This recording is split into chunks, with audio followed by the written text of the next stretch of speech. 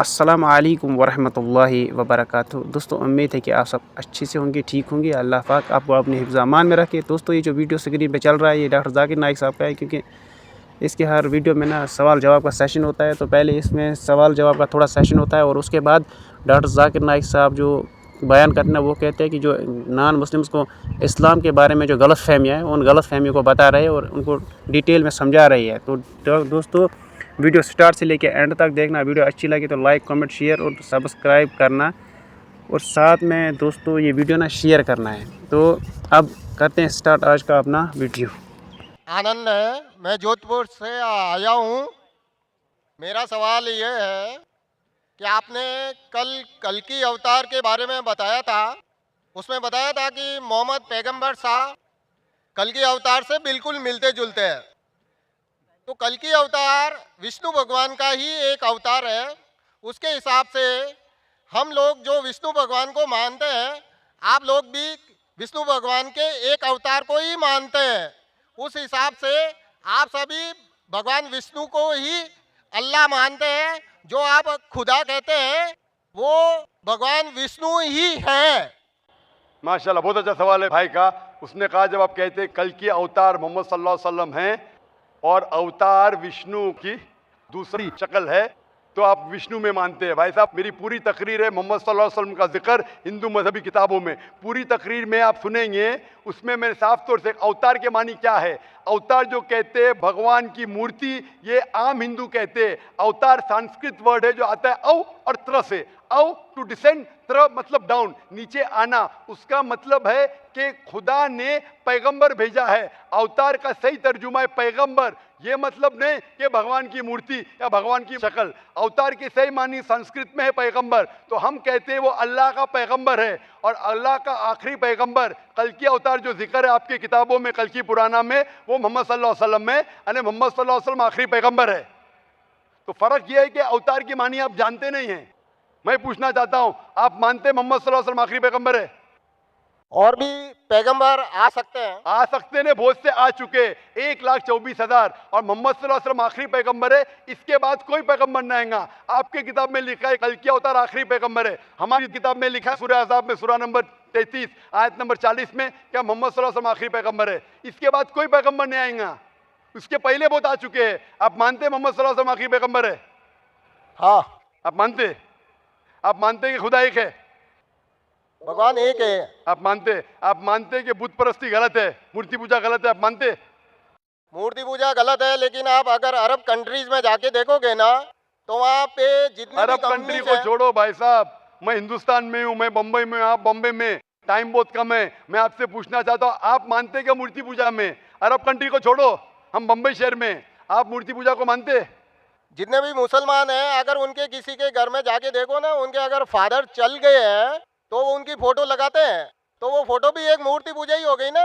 भाई साहब ने कहा अगर कोई मर जाते हैं उनके फादर की पेंटिंग लगाएंगे, उसकी पूजा करेंगे, वो भी गलत है। हमारे घर में नहीं है। मैं तो सैकड़ों मुसलमान के घर में गया, मैं फोटो नहीं देखा हूं। अगर जो मुसलमान के घर में आपने देखे और वो फोटो की पूजा करता है, वो भी गलत है। आप वैसे मुसलमान मत बनो। मैं आपसे पूछना चाहता हूं, आप मानते हैं कि मूर्ति पूजा गलत है? मैं तो सही मानता हूँ। हाँ, तो आप अभी अपनी किताब पढ़ो। मैं किताब का हवाला दे चुका हूँ। श्वेता उपनिषद चैप्टर नंबर 4 श्लोका नंबर 19 और Yajurveda chapter number 32 shloka number 3, नात्यस्य प्रतिमा अस्ति। उस ईश्वर, उस भगवान की कोई प्रतिमा नहीं, कोई अक्ष नहीं, कोई फोटोग्राफ नहीं, कोई पेंटिंग नहीं, कोई मूर्ति नहीं, कोई बुत नहीं। तो आप अपनी धार्मिक किताब को पढ़ो तर्जुमे के साथ, इंशाल्लाह सही रास्ते पे आएंगे। मेरी दरख्वास्त है कि आप कुरान मजीद पढ़ो, कुरान मजीद का तर्जुमा पढ़ो और इंशाल्लाह आप हिदायत पाएंगे। वक्त की किल्लत होने की वजह से हमें सवाल जवाब का सेशन खत्म करना होगा, लेकिन सवाल जवाब सेशन खत्म करने के पहले अगर कोई नॉन मुस्लिम, गैर मुस्लिम खवातीन के शोबे में से या मर्द के शोबे में से इस्लाम कबूल करना चाहता है तो वो आगे आ सकता है। यह आखिरी मौका है। माइक नंबर 1 पे कोई भी गैर मुस्लिम इस्लाम कबूल करना चाहता है? कोई भी गैर मुस्लिम इस्लाम कबूल करना चाहता है? भाई साहब आपका नाम क्या है? राजू। राजू। भाई साहब आपका नाम क्या है? अमूल। अमूल। आप मानते खुदा एक है? हाँ। आप मानते हैं बुत परस्ती गलत है? हाँ। आप मानते हैं मोहम्मद सल्लल्लाहु अलैहि वसल्लम आखिरी पैगंबर है? हाँ। माशाअल्लाह। आप पे कोई भी जबरदस्ती कर रहा है इस्लाम कबूल करने के लिए? नहीं। कोई भी दबाव? नहीं। कोई भी रिश्वत दे रहा है? नहीं। आप अपने दिल से कबूल करना चाहते हैं? हाँ। अपने खुले ज़हन के साथ? हाँ। इंशाल्लाह मैं उस माइक पे देखूंगा। माइक नंबर 2 पे कोई भी गैर मुस्लिम इस्लाम कबूल करना चाहता है? नहीं। माइक नंबर 3 पे। अस्सलाम वालेकुम। वालेकुम सलाम। आपका नाम क्या है भाई साहब? मेरा नाम शिवाजी है। शिवाजी, आप इस्लाम कबूल करना चाहते हैं? हाँ चाहता हूँ, आप- मैं कर्नाटक से आया हूँ। आप मानते हैं कि खुदा एक है? हाँ मानता आप हूँ, खुदा मानते हैं एक कि है। मूर्ति पूजा गलत है? हाँ बिल्कुल गलत आप है। मानते हैं मोहम्मद सल्लल्लाहु अलैहि वसल्लम आखिरी पैगंबर है? हाँ। आप पे कोई भी जबरदस्ती कर रहा है इस्लाम कबूल करने के लिए? नहीं कोई नहीं, कोई नहीं, कोई भी दबाव? कुछ भी नहीं। कोई भी माशी दबाव? नहीं कोई नहीं भी रिश्वत दे रहा है? नहीं नहीं आप कोई खुले नहीं, दिल से करना चाहते हैं? पूरे दिल से करना चाहता हूँ। अपने खुले दिमाग के साथ? हाँ। इंशाल्लाह मैं भी करवाऊंगा। मैं आपसे एक सवाल करना चाहता हूँ। भाई साहब सवाल आप बाद में कर सकते हैं, वक्त की किल्लत है, हमें खत्म करना चाहिए प्रोग्राम। आप इंशाल्लाह स्पीकर लॉन्च में आ सकते हैं, मैं आपके सवाल का जवाब दूंगा। माइक नंबर 4 पे खवातीन के शोबे से कोई भी खवातीन गैर मुस्लिम इस्लाम कबूल करना चाहती है? हेलो, ये आपका नाम क्या है बहन? मेरा नाम मनीषा है। आप मानते हैं कि खुदा एक है? जी, मैं बताना चाहती हूँ कि मैंने दिल से इस्लाम एक्सेप्ट किया है माशाल्लाह। और मैं 2 साल से मतलब ईमान ला चुकी हूँ माशाल्लाह और मैं पिछले साल भी पूरे रोज़े रखी हूँ और इस माशाल्लाह। साल भी रखी हूँ। माशाल्लाह। और मेरे फ्रेंड सर्कल से मुझे इस्लाम की पूरी जानकारी मिली है और मैं जब वक्त मिले तो नमाजें भी पढ़ती हूँ। माशाल्लाह। और मेरा सवाल अभी है कि मैं हिंदू कल्चर से हूँ और अभी मेरे लिए कोई लड़का देख रहे मेरे माँ बाप, हिंदू लड़का, और मैं तो दिल से इस्लाम एक्सेप्ट क्यों, तो मैं हिंदू के वो सब फॉलो नहीं कर सकती, मूर्ति पूजा वगैरह मैं नहीं कर सकती और मुझे इंटरेस्ट है इस्लाम में, अभी उससे मैं पीछे नहीं जा सकती हूँ। और फिर मेरी प्रॉब्लम है कि मैं मेरे मम्मी डैडी को कैसे इसके बारे में बताऊँ। बहन मेरी दरख्वास्त है कि आप इस्लामिक मैरिज ब्यूरो में आपका नाम दीजिए, आपके क्राइटेरिया दीजिए। इंशाल्लाह उम्मीद है कि इस इस्लामिक ब्यूरो से आपको कोई अच्छा मुसलमान लड़का मिल जाएगा। हम दुआ करते हैं ताकि आप उसको अपना हमसफर बना सके और इंशाल्लाह आप उसे ज़िंदगी बसर कर सकें। जी, मुझे एक ही पूछना है कि सवाल जवाब खत्म हो चुका है, वक्त बहुत कम है बहन। आप बाद में खवातीन के शोबे में सवाल पूछ सकती है, वक्त की किल्लत है। मैं पूछना चाहता हूँ माइक नंबर 5 पे, 5वें माइक से कोई भी खवातीन गैर मुस्लिम इस्लाम कबूल करना चाहती है? नहीं, कोई नहीं। इंशाल्लाह 4 भाई इधर है। माइक नंबर 1 पे 2 भाई है, माइक नंबर 3 पे 2 भाई है। मैं इंशाल्लाह शहादा कहूँगा अरबी में, आप उसे दोहराइए। अशहदु अशहदु अल्लाह अल्लाह इलाहा इलाहा इल्लल्लाह इल्लल्लाह व अशहदु व अशहदु अन्ना अन्ना मुहम्मदन मोहम्मदन अब्दुहु अबहु व रसूलुहु। व रसूल। मैं शहादत देता हूँ मैं शहादत देता हूँ कि अल्लाह के अलावा कि अल्लाह के अलावा कोई माबूद नहीं कोई माबूद नहीं और और मोहम्मद मोहम्मद सल्लल्लाहु सल्लल्लाहु अलैहि वसल्लम अलैहि वसल्लम उसके पैगंबर उसके पैगंबर और बंदे हैं। और बंदे हैं। माशाल्लाह मुसलमान हो चुके हैं और मैं दुआ करता हूं अल्लाह सुब्हानहू व तआला से कि आपको इंशाल्लाह हिदायत दे, आपको इस दुनिया और आखिरत में सफलता दे और दुआ करता हूं कि आपको जन्नत नसीब फरमाए। वक्त की किल्लत होने की वजह से हम इस सवाल जवाब सेशन को ख़त्म करते और दरख्वास्त करते कि हमारे जो भी मुकर्रिरीन हैं जो इस कॉन्फ्रेंस में आ चुके, और मैं दावत देता हूं कि शेख सऊद शरेम वो इंशाल्लाह स्टेज पे आ सके, और शेख फैज़ुर रहमान से कहता हूं कि मुकर्रिरीन को बुलाए। अगर मछली देंगे तो 2 महीने के लिए, गोश्त देंगे तो 3 महीने के लिए, खरगोश देंगे 4 महीने के लिए, बकरी देंगे तो 5 महीने के लिए, सूअर देंगे तो 6 महीने के लिए, अगर परिंदे देंगे तो 7 महीने के लिए, हिरन देंगे तो 8 महीने के लिए। पूरा मेन्यू है, आपको क्या चाहिए? मछली, गोश्त, बकरी, परिंदा। अगर भैंस देंगे तो 11 महीने के लिए, अगर आप गाय देंगे तो 12 महीने के लिए, और अगर आप राइनोसरस या रेड मीट ऑफ गोट देंगे तो हमेशा के लिए संतुष्ट रहेंगे। पूरा मेन्यू है, क्या चाहिए आपको? फिर भी हम देखते हैं कि हमारे हिंदू भाइयों और बहनों, उनको गलत फहमी है कि हिंदू मजहब सिखाता है कि गोश्त खाना हराम है। क्योंकि जब हिंदू मजहब से काफ़ी लोग जा रहे थे और मुतासिर हो रहे थे दूसरे मजहब से, वो क्या करने लगे? दूसरे कल्चर अडॉप्ट करने लगे, और उनकी फिलॉसफी ये थी कि गोश्त खाना हराम है क्योंकि जानवर में जान है। भाजी पाला खा सकते, इनमें जान नहीं। आज साइंस एडवांस हो चुकी है और हम जानते हैं कि पेड़ पौधे में भी जान है। तो पेड़ पौधे क्यों खाते? तो उनकी फिलॉसफी चेंज हो गई। हाँ हाँ जानते हैं हम पेड़ पौधों में जान है, लेकिन पेड़ पौधे दर्द का एहसास नहीं कर सकते, जानवर दर्द का एहसास कर सकते, इसलिए जानवर खाना बड़ा गुनाह है। आज साइंस और एडवांस हो चुके, हम जानते हैं कि पेड़ पौधे भी दर्द का एहसास कर सकते, लेकिन उनकी चीख हम सुन नहीं सकते, क्योंकि इंसान सिर्फ 20 साइकिल्स पर सेकंड से लेके 20,000 साइकिल्स पर सेकंड तक सुन सकता है, इसके नीचे इसके ऊपर नहीं सुन सकता है। आपने सुना होगा साइलेंट डॉग विसल, एक खामोश सीटी, कुत्तों की खामोश सीटी, क्योंकि कुत्ते सुन सकते 40,000 साइकिल तक के। तो वो साइलेंट विसल आप ब्लो करेंगे, उस सीटी को जब आप बजाएंगे, उसकी फ्रीक्वेंसी 20,000 साइकिल्स पर सेकेंड से लेके 40,000 साइकिल्स पर सेकेंड। इंसान नहीं सुन सकते, कुत्ते सुन के भाग के आते अपने मालिक के पास। लेकिन पेड़ पौधे को दर्द का एहसास होता है, लेकिन उसकी चीख हमें सुनाई नहीं देती। एक फार्मर था जिसने ऐसा आला पैदा किया, ऐसा इक्विपमेंट जो पौधों की चीख को सुन सकता था, converted to the human frequency, और पता लगता था कि उसके पानी की जरूरत है।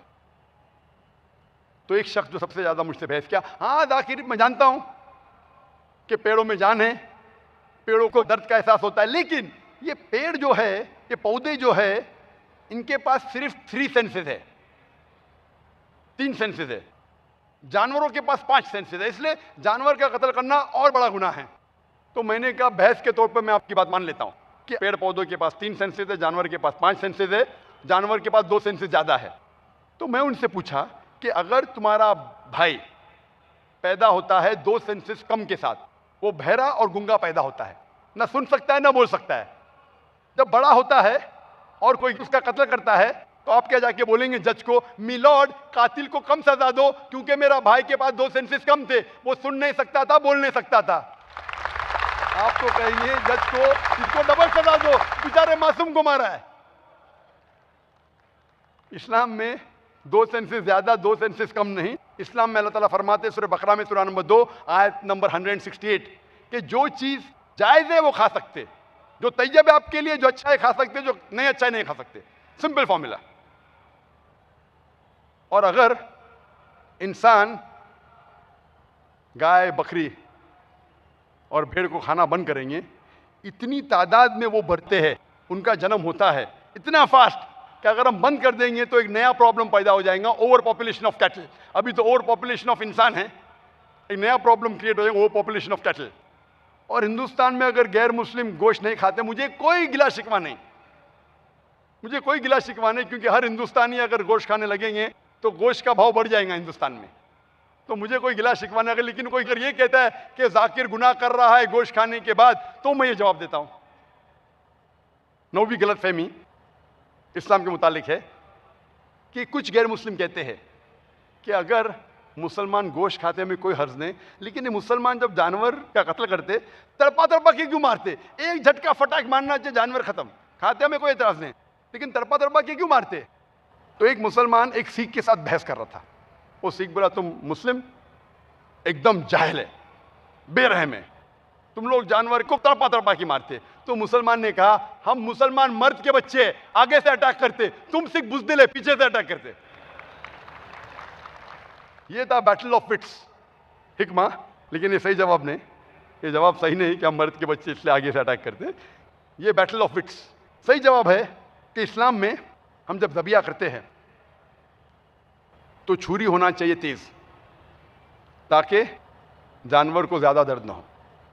कई चीजें हैं, वक्त की किल्लत होने की वजह से मैं सिर्फ अहम बातें कहूंगा कि जब हम ज़बिया करते हैं तो गर्दन के जो थ्रोट है उसको काटते हैं, and the vessels of the neck, जो नस है गर्दन की उसको काटते हैं without damaging the spinal cord.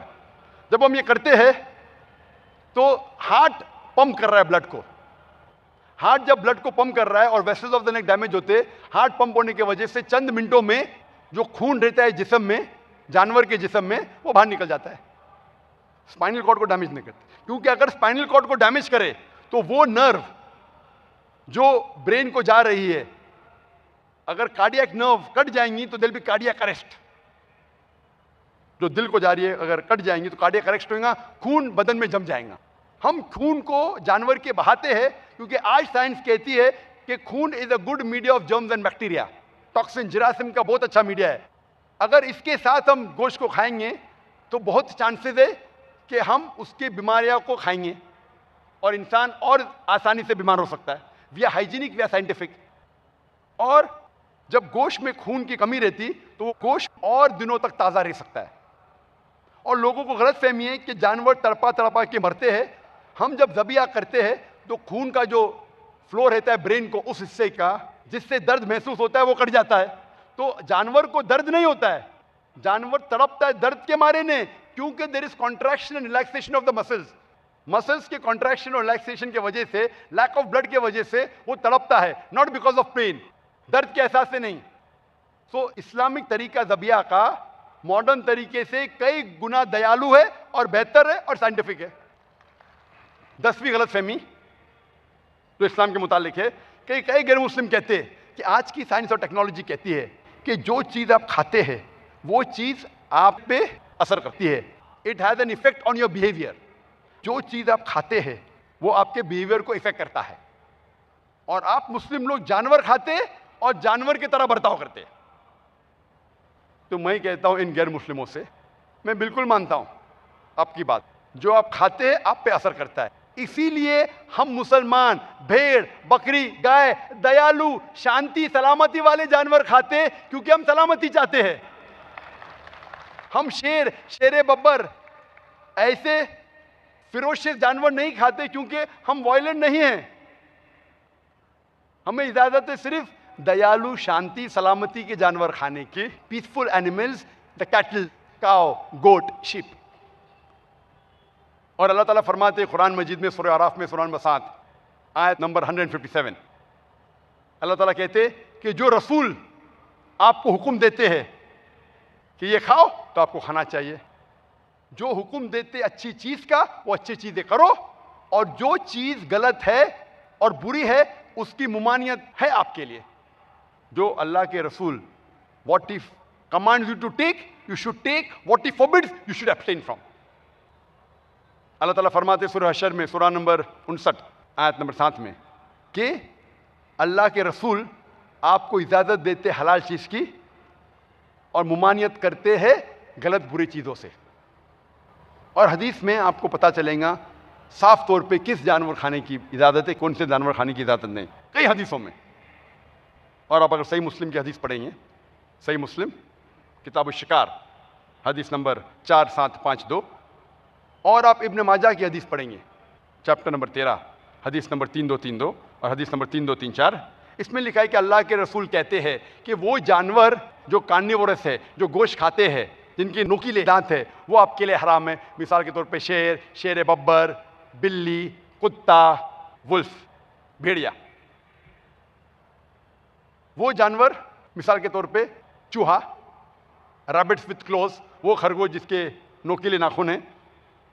वो जानवर जैसे सांप, मगरमच्छ, वो परिंदे जो दूसरे जानवर खाते हैं और जिनके पास नोकीले नाखून हैं, मिसाल के तौर पे कौवा, उल्लू, वल्चर, ईगल, चील, इन सारे जानवर की ममानियत है। 11वीं गलत फहमी जो गैर मुसलमानों को है इस्लाम के मुतालिक, वो ये है कि कई गैर मुस्लिम कहते हैं कि इस्लाम अगर बुत परस्ती के खिलाफ है, मूर्ति पूजा के खिलाफ है, तो ये मुसलमान काबा को सिजदा क्यों करते? ये कहते हैं कि मूर्ति पूजा हराम है, लेकिन मुसलमान सबसे बड़े बुत परस्त है, सबसे बड़े मूर्ति पुजारी है। वो काबा को सिजदा करते और काबा की इबादत करते। कोई भी मुसलमान काबा की इबादत नहीं करता है, काबा को नहीं पूछता है। काबा हमारा क़िबला है, क्योंकि अल्लाह ताला फरमाते हैं सूरह बकरा में सूरह नंबर 2 आयत नंबर 144 में, आयत नंबर 144 में कि turn your face towards the sacred mosque. आप मस्जिद हराम की तरफ अपना चेहरा कर लो। जब भी आप नमाज पढ़ते हो मस्जिद हराम की तरफ चेहरा करो, सेक्रेड मॉस्क की तरफ। काबा हमारा क़िबला है और हम जब नमाज पढ़ते हैं जमात में पढ़ना पसंद करते हैं। मिसाल के तौर पे अगर नमाज पढ़ना है आज हमें, तो कुछ लोग कहेंगे दक्षिण की तरफ हम रुख करेंगे, कुछ कहेंगे पश्चिम, कुछ कहेंगे पूरब। हम किस तरफ देखेंगे? तो यूनिटी के लिए, यकसानियत के लिए हम काबा की तरफ रुख करके नमाज पढ़ते। कि आप और मुसलमान सबसे पहले लोग थे जिनने दुनिया का नक्शा बना। जब मुसलमान दुनिया का नक्शा बनाते थे तो साउथ पोल था ऊपर और नॉर्थ पोल था नीचे और काबा था बीच में। ये वेस्टर्न कार्टोग्राफर है और मैप को उल्टा किया, नक्शे को उल्टा किया, नॉर्थ पोल ऊपर साउथ पोल नीचे, लेकिन फिर भी काबा बीच में है। माशाल्लाह, काबा दुनिया के बीच है।